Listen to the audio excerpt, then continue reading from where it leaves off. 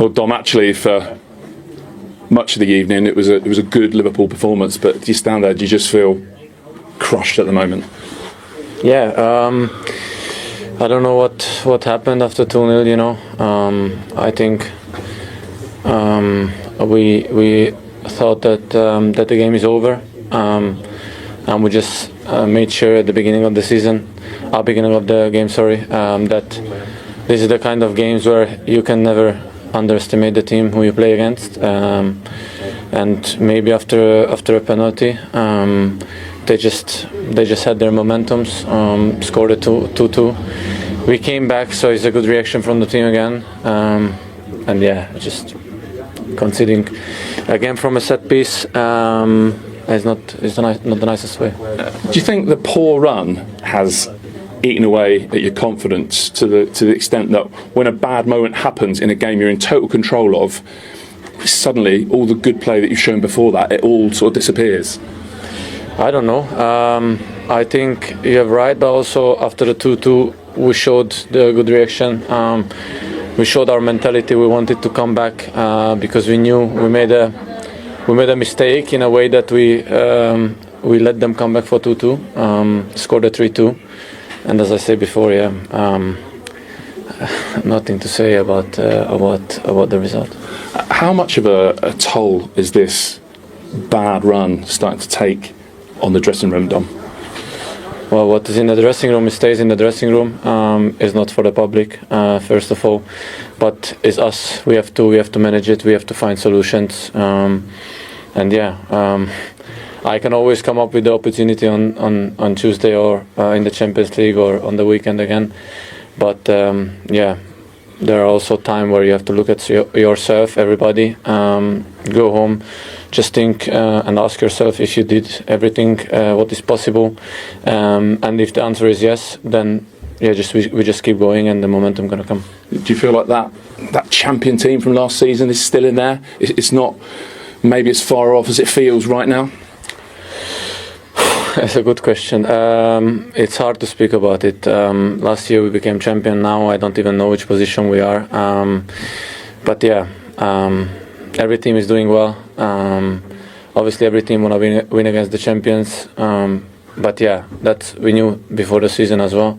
So now we have to find solutions. We have to show reactions, and everybody has to take responsibility, and not always the old guys or the guys who are here longer. Everybody go on the pitch and show it that you're ready to fight for this badge. Thanks for coming out. Thanks.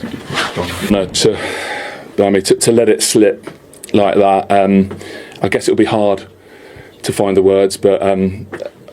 What's the mood in that dressing room you just walked out of? Yeah, that is simple. That is what everyone can understand. It's not the first time we dropped points. It's not the first time we conceded a goal in the last minute. It's not the first time we conceded a set piece. So everyone can, I think, understand what the mood was in the dressing room. So why do you think, like you say, not the first time for any of those things? Why did it happen again? I can only explain. I can explain every single time, but let's keep it to this game. 2-0 up. I don't think we've conceded till that moment any chance, and the penalty wasn't a chance as well for them, but we made it a chance because it led to a penalty, VAR intervention one more time. So 2-1, then maybe their first chance of the game led to the 2-2. We showed mentality to go 3-2 up. I think after that, I felt we had control. Of course, there's always the lone ball, second ball, which you cannot always make sure that doesn't happen. And then a set piece comes in extra time, 9 minutes of extra time, and they score. Yeah, that is part of our season, but the only ones to blame is us, because we do concede these chances. We do so much to create. So it's not easy for us to score a goal, though today we scored 3. If you score 3 goals in an away game, that should normally be enough to win a game of football, especially if you hardly concede a chance. I know that no manager wants to stand in front of these boards and single out a player, but with that challenge that led to the penalty, is it just self-inflicted? You invite them back into the match, you bring the crowd back into the game, and a match that looked really under control, suddenly it's chaos. Yeah, what you can say is that he tries to do everything to prevent the cross from coming. So if you want to call it a mistake, it's a mistake from hard work, from trying. Yeah, there was contact, that's for sure. The player already, I think, was on his way going to the floor. But again, we should, in that situation, look at ourselves and not at the referee or the VAR. Did we see at that point that the bad run that you've had has just left you really fragile? The second something goes wrong, even though you did make it 3-2, the control you've had, the confidence seems to drain out of the team. Yeah, but I think no matter which situation you are as a team, if you go if you're 2-0 up and you control the game completely and the fans were quiet, not constantly, but in general, I think we were where we wanted to be. Yeah, if you then concede a goal, going 2-1, they come back to end the game with 2-1. Yeah, then I think if you play in this stadium, the fans will always give it a go one more time, and the players as well. And like I said, I don't think we've conceded afterwards a chance, but the first chance we did concede led to a shot from a difficult angle, I think, but went in 2-2. And then we came back with mentality, with a great attack. So we have to do a lot of things well to score a goal. And 3-3 is, as you saw. Yeah. Just tell us about some of the changes you made. The first double change, I guess at that point they've just switched formation and you're trying to lock down the match? No, I took off Florian and the other one was Connor. Yep. That's both related to the amount of games they've played coming back from an injury. Connor's been out for a long time. And he had repetitive injuries on his hamstring. So, yeah. We always knew before this game he could play 60, so I pushed it towards 66, 67, I think. Flo has played so many minutes, and we have to keep him fit. But I don't think it was about it. It wasn't about the ones I brought in. Were you close to using? Obviously the third game he started on the bench, and in two of them now he hasn't come on. I might be wrong. I didn't see him really warm up during the second half.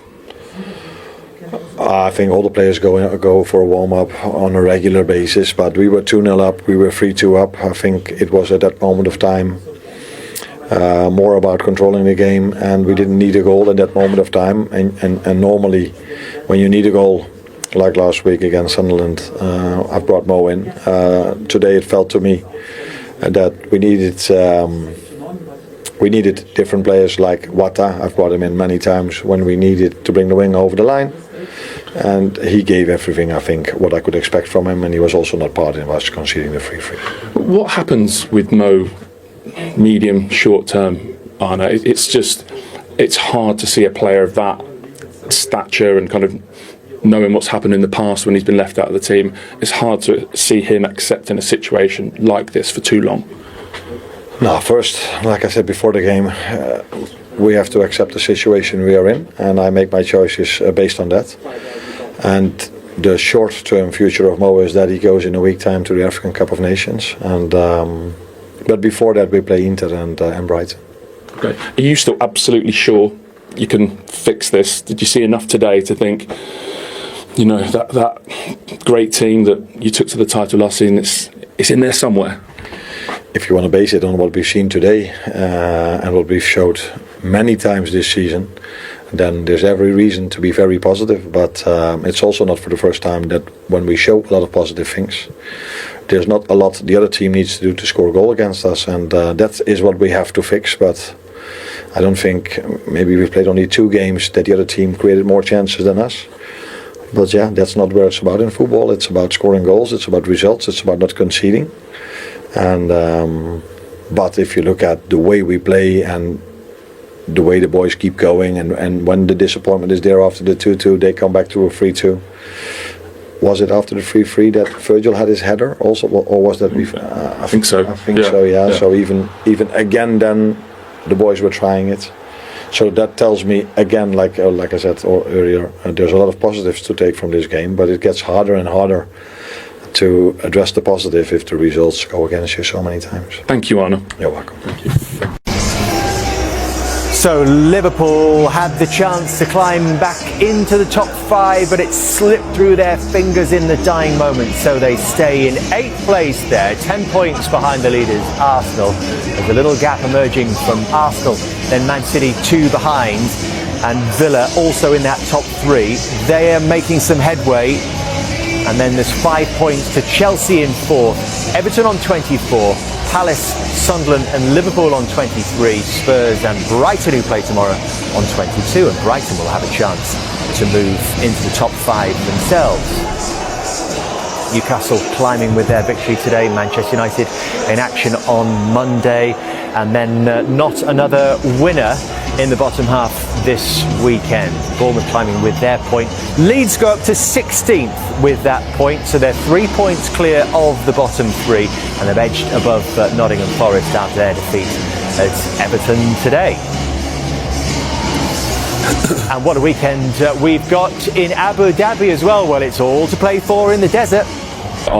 Difficult, Michael, for him to dress that up, isn't it, after the last couple of seconds like that. Inter Milan away next before Brighton at home at Anfield. Yeah, it's just so frustrating. I bet every Liverpool fan around the world are just so frustrated tonight because looks like it was 3 points, good performance, 2-0, all going really, really well, and then a decision to give the penalty from VAR, and then all of a sudden Leeds got their mojo back and forced themselves back into the game, eventually got a point. So it's very frustrating. And the set pieces as well, he just mentioned, 10 or 11 goals conceded. I mean, yes, he's the manager, yes, he takes the brunt of it, but nowadays as well, we've got coaches all over the place, set-piece coaches. They need to look at themselves as well at the moment. He's fronting up and getting all the stick, but there's a set-piece coach in there that's always on the side of the line when they score and celebrate, and when they concede, don't really see him too close to the line. That is the worry, though, isn't it? Only Forest have conceded more set-pieces this season in the Prem. It's shocking, really, when you consider the height. Van Dijk, Kanate, 2 of the best headers of the ball. Alisson's one of the best goalkeepers in the country. It's very frustrating. Set pieces is something that you can avoid. It wasn't a brilliant ball. It was just a big mistake. Liverpool find themselves in 8th now, 10 points off the leaders. Do you feel for him a little bit, Jamie? Does he deserve to be on a side that didn't win the game tonight? Absolutely, and the winning goal. I think this season, not just this game, this season has been Liverpool's best player. He's had to play in an assortment of positions, right back, right midfield, central midfield, and every game he's pretty much been their outstanding performer. So yes, I do. But right now, Liverpool, I mean, they had Leeds on the ropes. Not once, not twice, not 3 times. But they have this ability right now to just continuously punch themselves in the face. It's almost self-sabotage. They was in such a great position. Like he said, they show character to go 3-2 up. But they have an ability to just throw games away. And that confidence right now to just see out games isn't there. But there was a lot of good signs from Liverpool as well. And they spoke about the third goal Liverpool scored was as good a team goal as you wish to see. Well, let's see it, Jamie. Well, it was brilliant. We thought this was the winning goal, didn't we, in this moment? And I'll talk about from a Liverpool's perspective here, because Curtis Jones just drops into that back four. You can see he's very calm. Tanaka then decides to go and engage, and then that leaves this man here, Gravenberch, completely free. McAllister makes a great run. Goodmanson has to run in with him, and then that just creates that overload for Szoboszlai to take a lovely first touch. Just watch that run. Number 3, he has to go in with here, and now all of a sudden, great over. And he just finishes it perfectly. He's so calm in that position. Look at him here. He knows, his tongue comes out. He's calm. Look, he's relaxed. Is the tongue crucial? Well, it's just with Michael Jordan. When Michael Jordan used to have that free throw, he'd always have his tongue out. And it was always like that concentration. And that was a brilliant team goal. And I thought, so I was calm then. I thought Liverpool were going to win this game. I looked around for 1 second, get a corner, and all of a sudden it's 3-3. But I will also congratulate Leeds. It's the right thing to do. The momentum, the crowd, everything they brought today, because it wasn't easy. He made good subs to manager. I think that's a fair... And it comes down a little bit to character for Leeds as well. And the fine details. The fine details for Liverpool of trying to defend a set piece in the final stages, and for Leeds to make one work in their favour.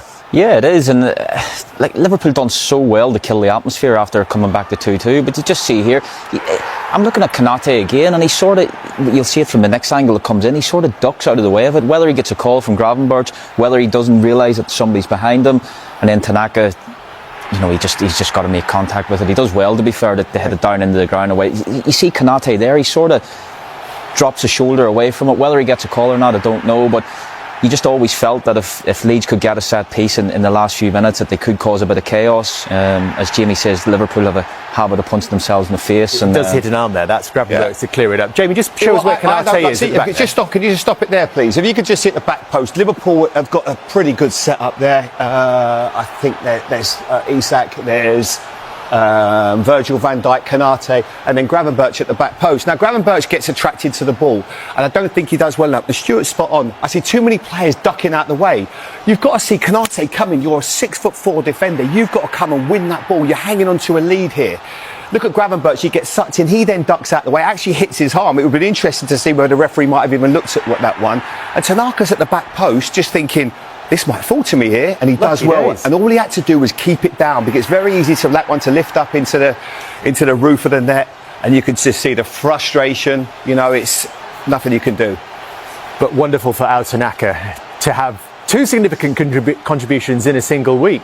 Yeah, delighted for him. Obviously, for whatever reason he didn't play tonight, whether he had a knock. I think Daniel alluded to it in his press conference yesterday, that he had a slight knock from Wednesday night.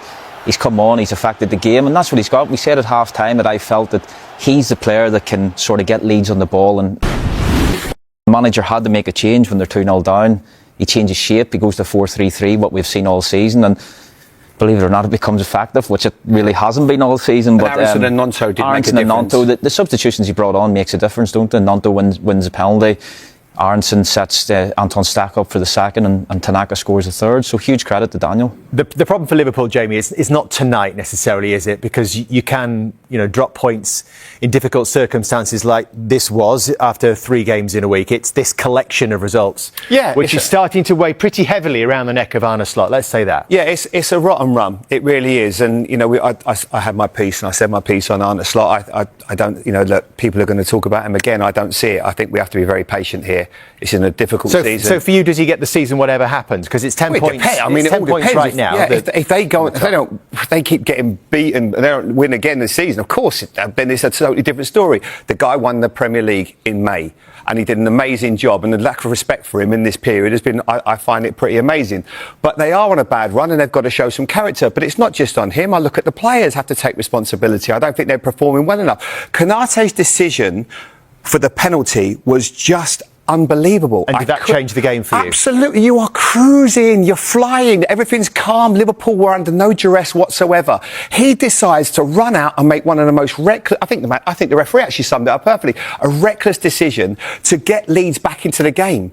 Without that, you are cruising, and then it could have been 3, it could have been 4, then you bring on Salah, then you bring on Isak, but he made a big mistake, and all of a sudden Stuart knows that club better than I do, but that momentum just shifted, and all the crowd then were up. What a late game it turned out to be in the Premier League. Leeds 3, Liverpool 3, plenty for Yannick Vermaelen to look back on what was an extraordinary match.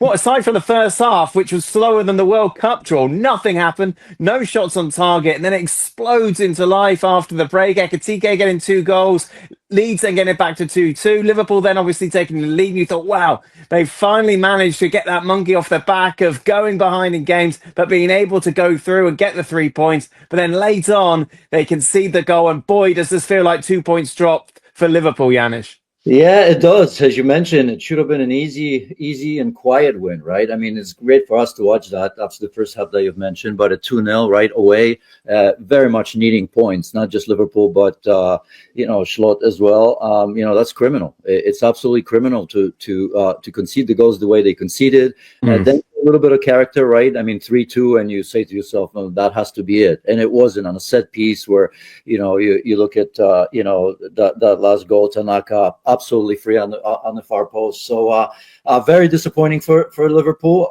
but certainly not surprising, right? They should have known Leeds United were losing to Man City a couple of games ago to 2-0. Came back to 2-2. They ultimately lost that game late, but Leeds are Leeds, especially at home.